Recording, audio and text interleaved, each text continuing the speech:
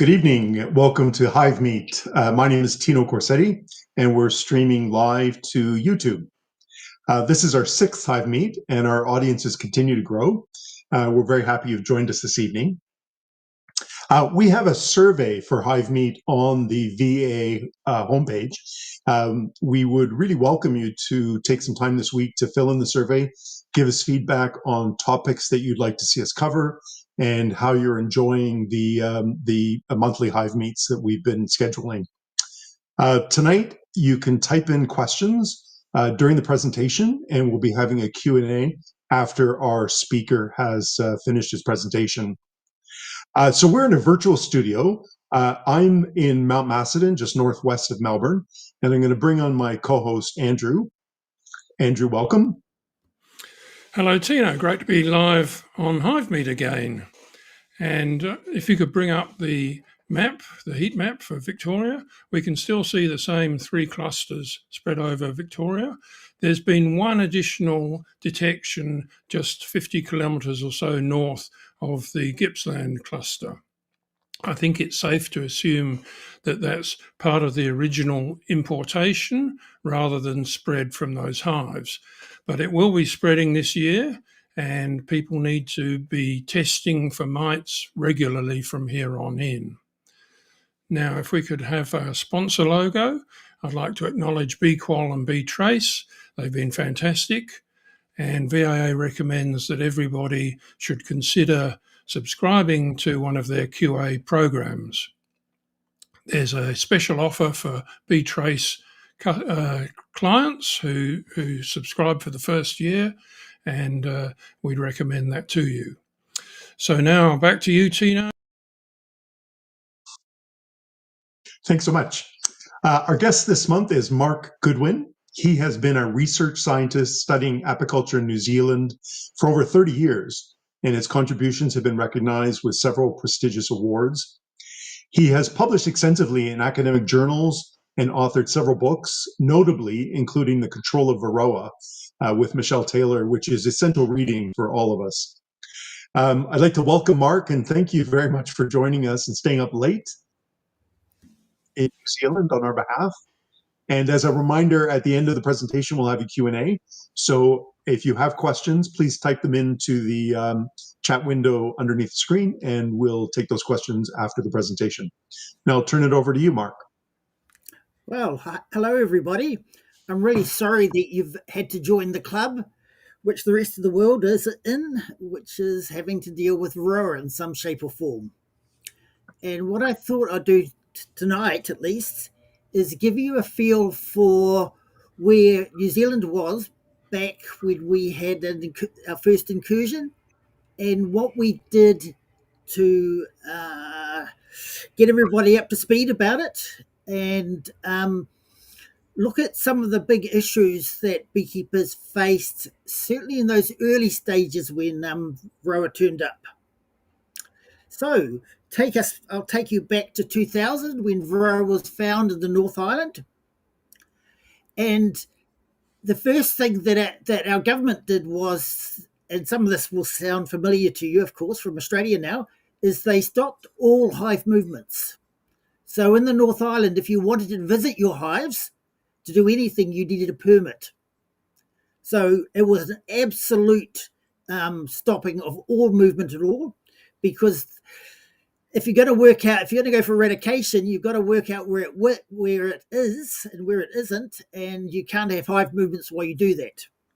In the end, we decided it was too far spread to be worth trying to eradicate, which was probably the right decision.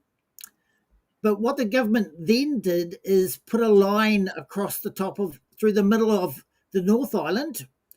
So Varroa was found in Auckland, which is 3/4 of the way up the island. And you weren't allowed to take hives over that line.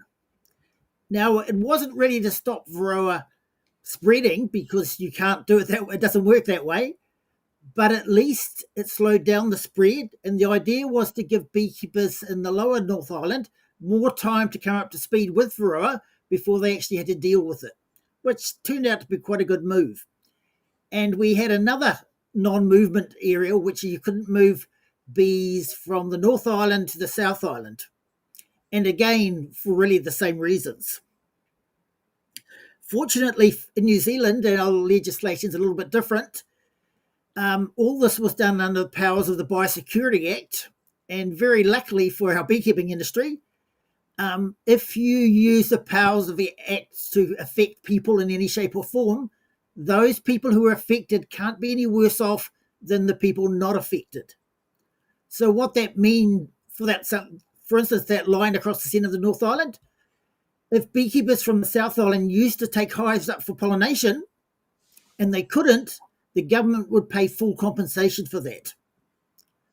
On one condition, you still had to take mitigating effects.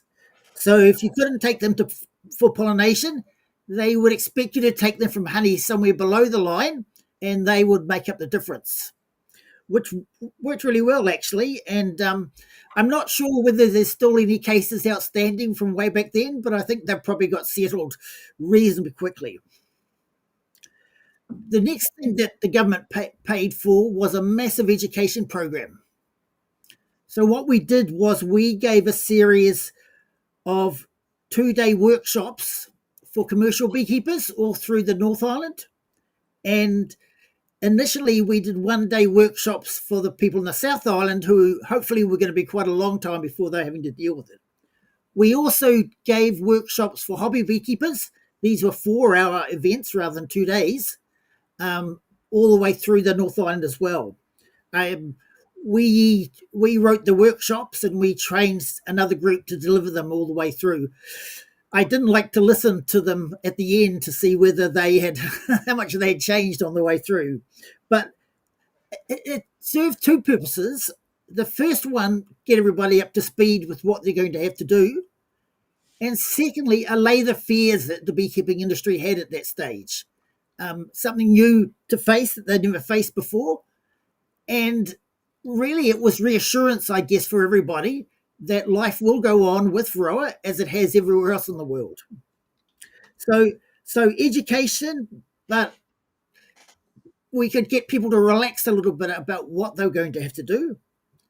As far as we were teaching them, and we went through everything on Varroa and treatments, and in the end, we probably could have just sent an email to everybody and said, buy some chips and put them in at this time and take them out spring and autumn, and that would have been the end result.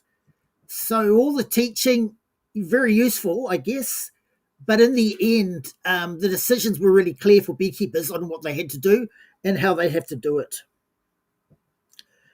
Now, the effect on beekeepers, we lost about 15% of the hives in the North Island.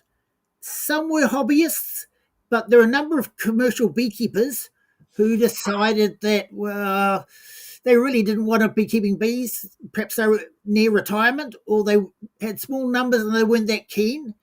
It would be nice if they just sold them on, but they kind of just left them there and let Varroa kill them, unfortunately. So we lost 15%. The other thing we lost was organic beekeepers.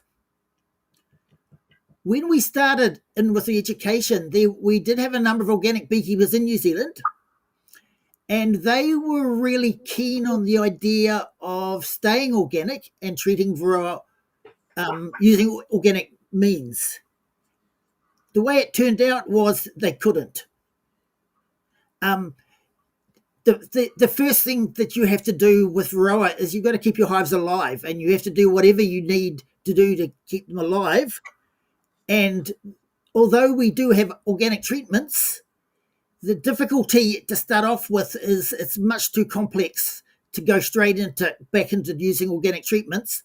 You have to go through that process of keeping things alive, work out how to do it, and probably about 5 years in, we had some beekeepers going back to organic. Once they were skilled at dealing with Varroa and keeping their hives alive, they could start to experiment with some of these other organic chemicals. The other thing that we did was at that time, we wrote our Varroa manual. We also wrote a pamphlet on bee diseases, because the problem is Varroa comes with its own set of diseases and symptoms, which we call parasitic mite syndrome. And beekeepers have to tell the difference between that and all the other pathogens that you have, disease symptoms you have in hives. So, and for us in our American foulbrood program, we didn't want any confusion there between the symptoms of American foulbrood and parasitic mite syndrome. And there's some really good, that pamphlet that we did was probably a really, really good one for beekeepers, so they can make a proper diagnosis. The other thing they did was the government, and I'm not sure why they did it, but no one was complaining, they provided free treatment for the first year. Why they did it? They recognized how important honeybees were for pollination, and they really wanted to make sure that we had some sort of industry, at least for the first couple of years, until beekeepers had worked out what they should be doing. So it really brought most beekeepers a year to think about their treatments before they had to go and put their hands in their pocket and start buying them themselves. One thing you have to be careful, because I'm guessing you're getting lots of advice around Varroa, and what Varroa does in different parts of the world is different.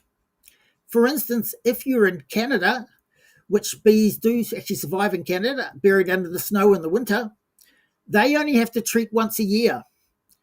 And the reason why is they treat in the spring. Varroa levels get high in the autumn, but then all brood stops. So Varroa can't reproduce. So over that winter period, most of the Varroa die. There's just enough that stick around for the whole period to start up again in the spring. So if you're looking at those cold countries, you'll get a slanted view of the world, or at least Varroa is concerned.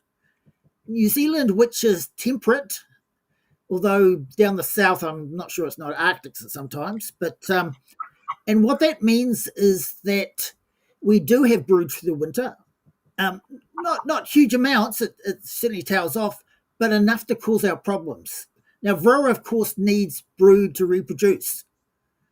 And if we had a broodless period in the winter, like Canada, it would have been much, much easier. But what it turned out is beekeepers have to treat twice a year. They have to treat in the spring and in the autumn. And New Zealand is lucky, sometimes it doesn't feel that way, that all our honey flow just happens during that late spring, summer period into the early autumn. So those two treatments work really well, actually, for controlling Varroa. We have to do those two treatments. If we had a beekeeping season like you do in Australia, lots of beekeepers tell me, I'm not sure I believe it, that they collect honey for 11 months per year. Then there's some really interesting questions that have to be answered about when you're going to treat for Varroa, if that's the case. But in New Zealand, it was really clear, spring and autumn. And to start off with, everybody was using synthetic treatments. And I guess part of our course was to teach people not to cheat.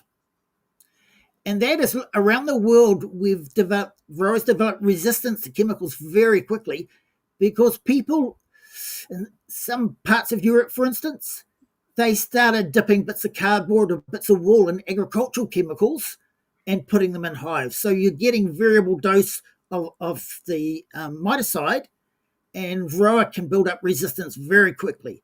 The same if you undertreat, or the same if you reuse strips that have already been used. Exactly the same problem.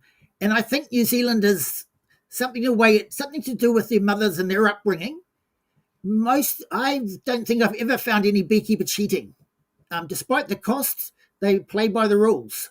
And we've always treated alternated treatments. So we use a different chemical in the spring to autumn, and again, that's to delay resistance. Now, it gets a little bit complicated, I guess, at the start when you're dealing with Varroa, and Varroa goes through two phases, which we didn't invent the words, but they've been invented elsewhere, and that's a chronic phase and an acute phase.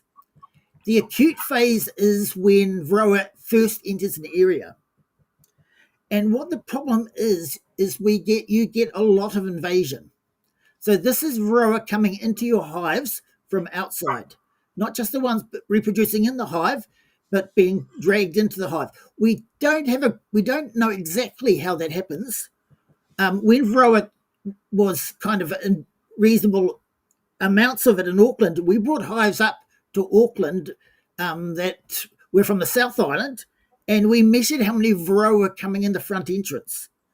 And this is in the middle of winter, for goodness sake, and there were about 30 Varroa per day were coming in the front entrance of these hives, which you start to add that, it very quickly builds up populations in those hives. It's not because of drift, and we put lots of marked bees in hives to see where they were going. And it's not that the dying colonies, all the bees that leave the hive, they're not going into other hives, they're just going out there to die. We don't think it's robbing. We don't think these our colonies were robbing anything out there.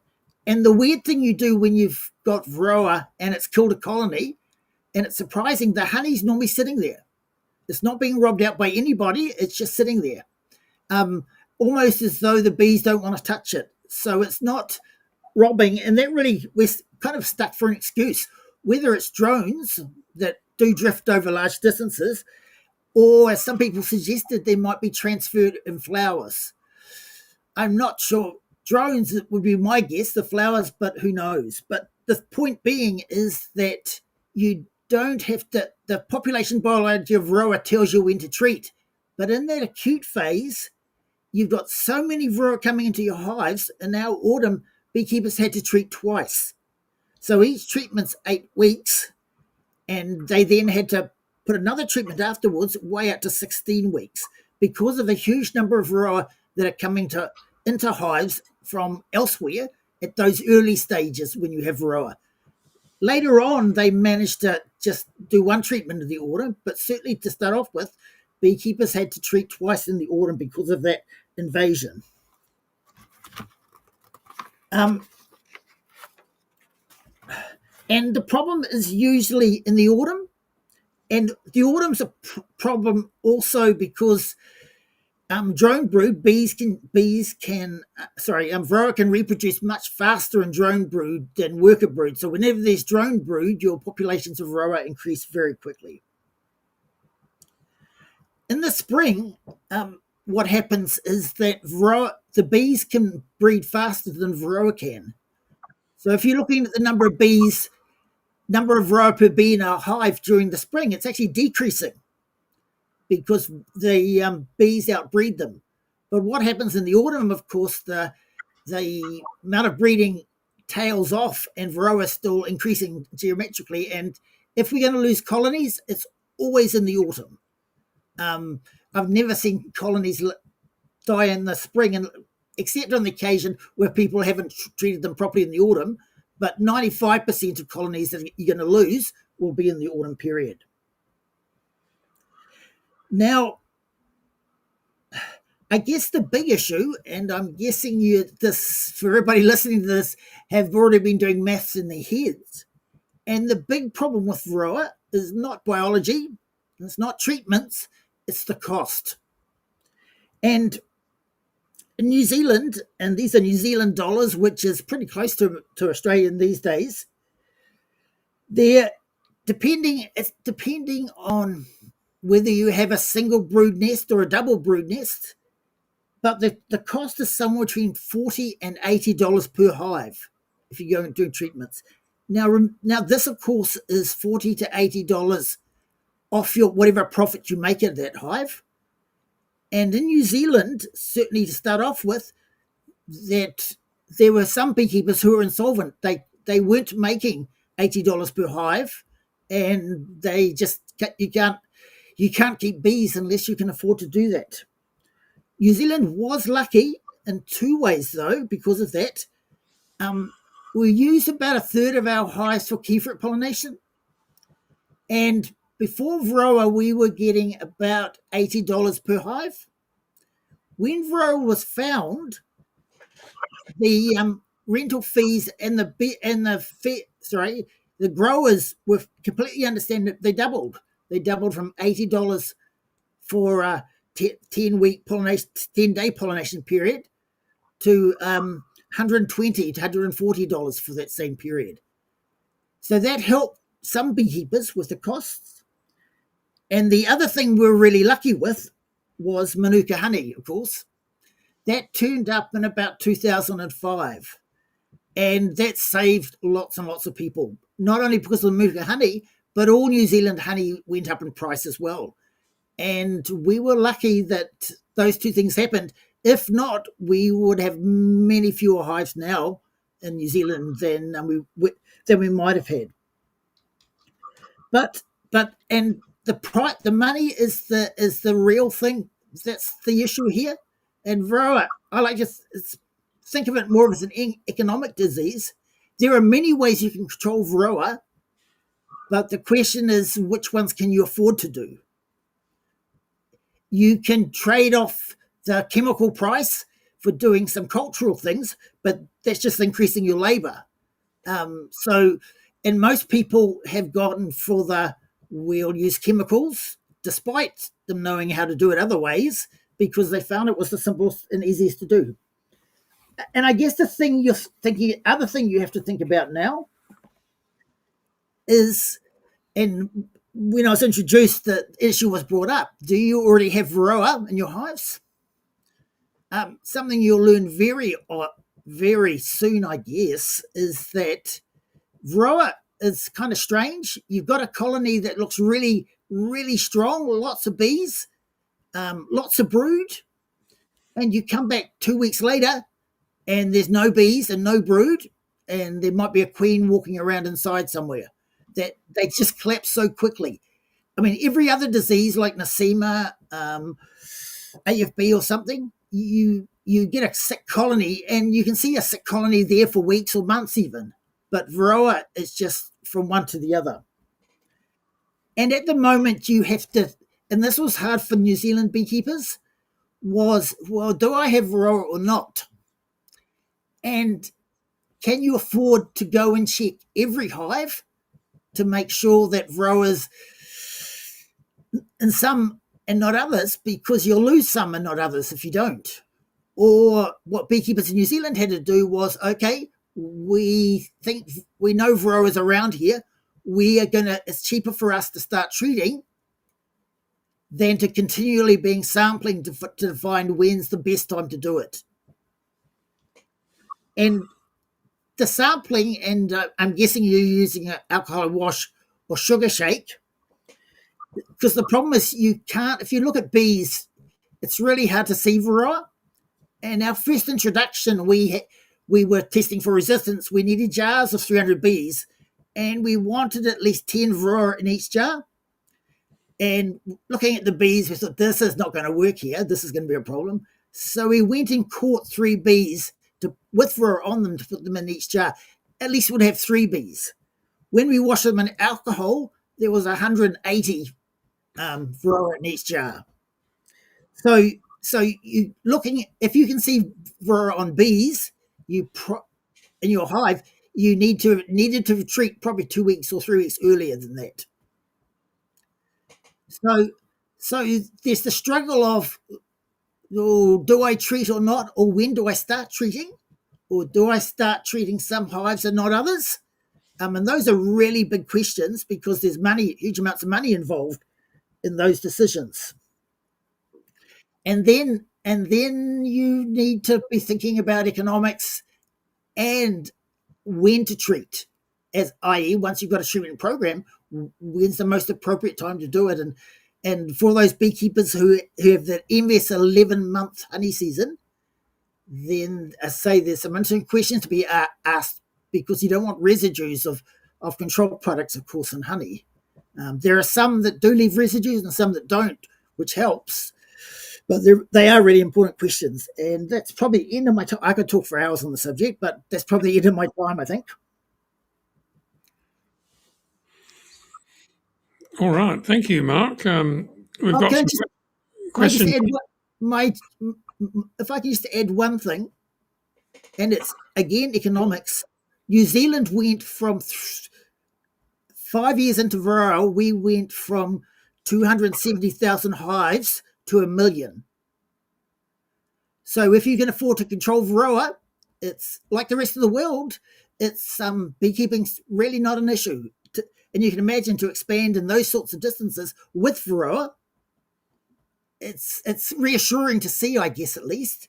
But the struggle is the economics always. Mark, are you okay to take some questions now? I'm fine, as long as they're easy ones. So the first one we've got is, are beekeepers in New Zealand instructed to not mix frames that have had treatments into honey supers? So there's a whole issue of managing frames right now, where everything is interchangeable, really. Once you're treating for Varroa, do you need a system to mark your frames or differentiate your frames? It depends on what chemicals you're using. There are some treatments, fluvalinate and flumethrin, that are only wax soluble. They're not water soluble. So you can get residues in wax, but you don't get residues in honey. And New Zealand always had this practice of if you're drawing comb out, it's better to have some brood to go through it, so it'll extract much easier without breaking the comb. So mostly beekeepers don't worry about that. They still swap frames around without any real issues, and you don't get synthetic pyrethroid residues in honey. At any rate, there are some other ones that do leave residues, and they usually do treat in the autumn. Is the best way of using it. Okay, look, there's a related question here, Mark, to that one. We've been told to discard the wax from the boxes that have been treated. Has beeswax become scarce in New Zealand, or has the price gone up? We've never discarded it. So that's never been seen as an issue here. That the treatments go in the boxes, the treatments come out of the boxes. We never dispose of frames for that reason.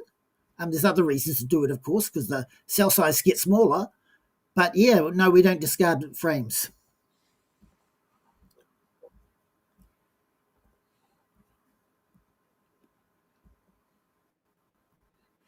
Oh, we've lost your voice there, Tino. Oh, sorry. I think I answered the question.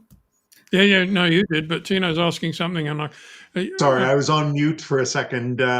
What are the question from Marwan? What are the most effective chemical treatments currently available for controlling Varroa?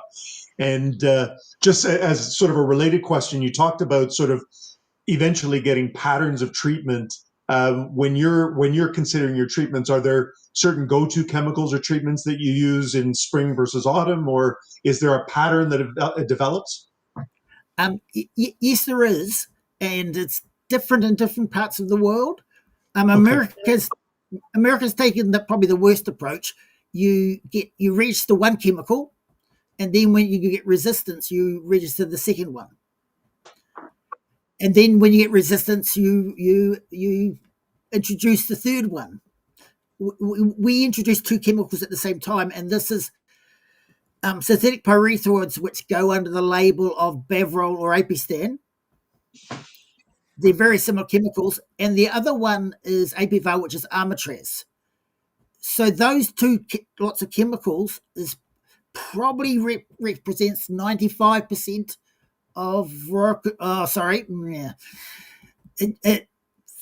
10 years ago it would have been 95%.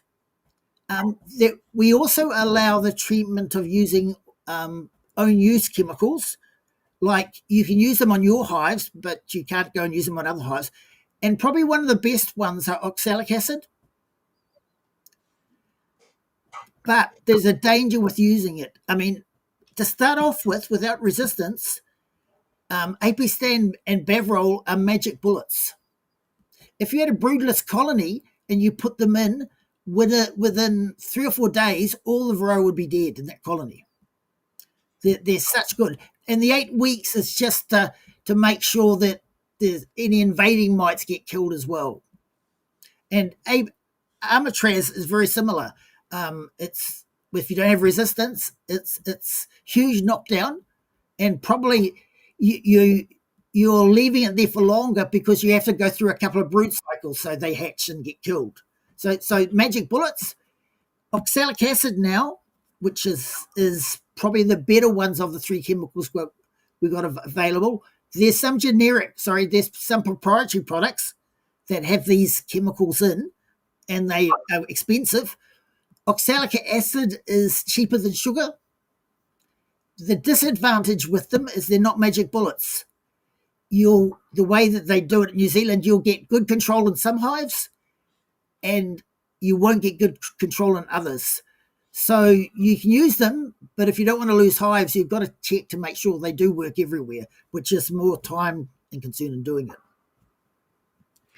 And Mark, we always talk about these chemicals and treatments in terms of how they affect varroa, but of course, they also affect the bees themselves. So what's something that beekeepers need to be aware of in terms of how the chemicals actually affect the bees and how hard they are on the bees themselves? There's a little bit of data that suggests that there's a little bit of effect sometimes, but not using them is the end of the world for your colonies, of course. So, relatively speaking, it can affect the drones a little bit in reproduction, but nothing major for people to worry about. Okay. So they, to start off with, they do look like magic bullets. Okay, here's a question from John Edmonds about mineral oil vaporization. Does it work? No, well, sorry, it's been popular around the world. When people have tried it in New Zealand, they've come to the conclusion no. So there are people who've tried it in New Zealand. There's probably, if you look now, you'll be hard pressed to find anybody who uses mineral oil vaporization. Okay, here's one from me. How long do you think the acute phase could be expected to last here in Australia with our non-winter brood break climate? Assuming that a lot of this invasion is coming from feral colonies, and Australia has always had our model for the highest concentration of feral colonies anywhere in the world. So it's really how long from all those colonies die, and we're probably talking 3 or 4 years that you're going to have to treat twice. You're going to have to treat more than you would do when you get to the chronic phase. So my guess would be 3 or 4 years. In New Zealand, it was probably a bit shorter than that because we don't have a lot of feral colonies. New Zealand is probably 3 years, but I would suggest it's probably going to be 5 years probably that you really have to muck around putting extra treatments in. Mark, is there any research or is there an understanding of why Australia would have so many feral hives but New Zealand wouldn't? It's one thing. It's location. You have lots more trees with holes in it, and the second thing is your honey flows are more reliable. Okay. In New Zealand, feral colonies can starve to death. Although we probably had feral colonies, some of them that have been there for 60 years, but just not anymore. We still have them. A swarm will leave a hive and set up in a tree, but it's dead usually within about a couple of years. So they're very ephemeral rather than being there all the time. Okay. So another question about the acute phase. In the early years, are there seasons where you may sacrifice a lot of your honey because you're prioritizing treatments over harvesting and trying to get the pattern and timing of your treatments right? And I guess conversely, is there a way to sort of, I've heard the term sacrificial boxes where you just have honey boxes where you treat and move them on and off as necessary. That's what they do in some parts of the US, mainly because they've got resistance to everything, and they're having to use concentrations of armatraz way higher than we would normally put in a hive, and they do things like that, which is hugely labor intensive, and they do it because they don't have any choice. my guessing, well, New Zealand, we didn't do anything like that, and we were lucky or unlucky that we have a 2 to 2.5 month honey season. So it was really easy to treat when there's no honey being produced. You just do it before the honey season and afterwards. If we produced honey for 11 months of the year, as I say, there's got to be some serious questions about using and residues, managing it somehow. So it's a problem that most of the world hasn't had to deal with.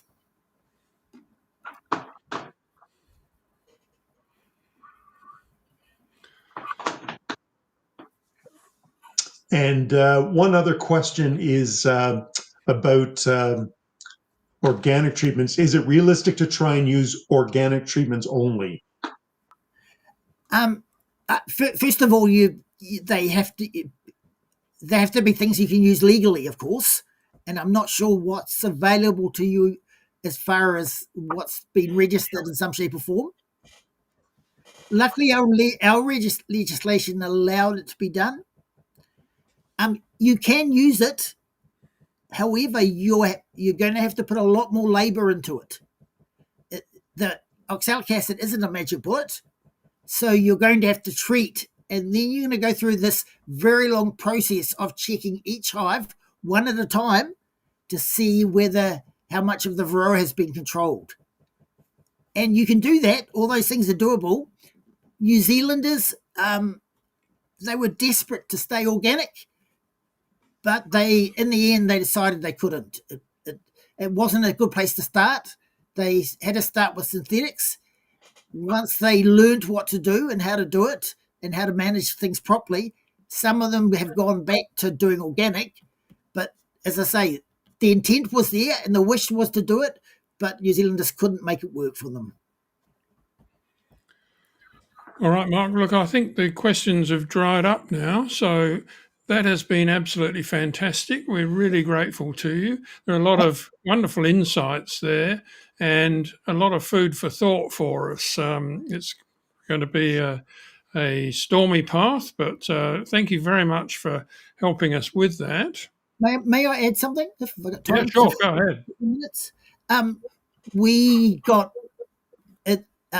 We got some money from Australia actually to do a project on marker-assisted selection for resistance to varroa, and I'm guessing there'll be lots of people thinking about breeding programs to breed for resistance. And we ran a classical one in New Zealand, doing artificial insemination and all those complicated crosses. But the money we got from Australia was to look at marker-assisted selection. That's to look to see whether your bees have particular genes that will make them resistant without having to do artificial insemination. And there was one gene that was suggested in laboratory trials that might be useful to use. When we did it, we selected queens by wing clippings, which ones had 2 copies of this gene, and colonies led by those queens we were surprised. We weren't expecting any effect until somebody found another marker we could include, but they had 30% less varroa. And that's without controlling matings in any shape or form. And if we had done that, we might had enough control, because you don't have to get to 100%. You just have to get to the percentage where varroa are disappearing faster than they're reproducing. And we were close to that. Or if we'd added ventilated floorboards or some of the other things you can do, more organic, more technical organic, that might be enough to make the varroa go away. So there is a tool out there, which if I was looking at a breeding program, that would be the way to go, because it's really cheap and easy to do rather than classical programs, which are very expensive. And thank you to Australia for funding our work to do that. I've actually been in touch with your colleague over this, and I've got him lined up for a future HiveMeet. Good. But at the moment, the queue goes all the way to December, so it's going to have to be in 2026 that we hear from him. But it's going to be a really interesting and important topic for us to discuss. Yes. Yes. So thanks very much. And now pleasure. I'm going to move on, and it's time for the VAA update. And I'd like to introduce Richard Collins, who's one of our new board members. And Richard's been involved in organising the Melbourne Royal Show program for this year. And he's going to tell us a bit about that and also some other VAA news. So, hi, Richard. No worries, guys. Thanks for having us. We've got the August 2025 update on the HiveMeet tonight. So I get the lucky chance to give you guys a rundown of the board members. So I've got Lindsay as the president again, and then the vice presidents Andrew and Ben Moore, as most of you would already know. The new members Lachlan, Millie, Matt, Tony, myself, and Olivia that are currently on the board together. So it's relatively new and fresh. There's some old members still on, but some new ones that are coming through as well. So it's good to see. We've got subcommittees. So there's governance, commercial, resources, recreational, communication and education, biosecurity, external and government relations, events and conferences. So these are all subcommittees that are run under the VAA branding that we've all sort of taken roles on and in. The Melbourne Royal Show is one part that I'm running with a few other team members. So we're super excited about this. We do need some more donations or wholesale honey to contribute to the VA show. It's probably one of the biggest fundraising events that the VA does each year. So we're super excited to modernise it and make it the best and hopefully biggest year yet. So we're after any bulk or packed honey, especially monofloral varieties. So we sort of want to showcase probably 4 or 5 different varieties that we can sell so that people understand there's a difference in honey, and it's not just a blended honey from the supermarket. It is the VA, we're Victoria, there's, numerous varieties that we can collect. So if anyone's got anything special or unique that flowers every 2 or 3 years or 4 years, please reach out. If you want to donate or wholesale, then reach out to Tino or the email down there at va@vicbeekeepers.com.au. And we're still after volunteers as well. So once again, Tino is the point of contact, or Peter from the Bendigo branch VAA. If you guys have a quick read, you get to share your knowledge and expertise with the public and meet other beekeepers. You guys will get a rundown, so don't feel like you won't have any idea of what you're doing. I'm sure there's heaps of spreadsheets and there'll be pre-inductions done, just so you guys aren't left in the dark. They're 6-hour shifts, and then you've got 3 options between 9 till 3, 11 till 5, and 1:30 till 7:30. And you get a discount on VA merchandise. It's just been launched. So if you haven't checked that out, definitely check it out on the website. And we've got our beekeeping events that are coming up for August. So the CVAA 2025 annual conference is coming up on Friday, the 22nd of August. So make sure you click the link. I'm sure it'll be sent out in emails, or you should be able to click it now, and book online for the Central Vic Apiarist Association. And then I know that there is a commercial event the day before. There it is there. So there's a commercial beekeeping social event, bar snacks and appetizers, thanks to the VA commercial subcommittee, 3 to 5 p.m. There's a beekeeping forum 1 earlier on about queen breeding, and then a beekeeping forum 2 of IPM options and non-synthetic chemicals. So it's going to be a great day out. It's the day before the CVAA, so definitely come along and check it out. Thanks very much, Richard. So a little bit about next month. We've got Chris Frick from Victoria's VDO team. He's going to be joining us and updating us on the current situation with Varroa in the state.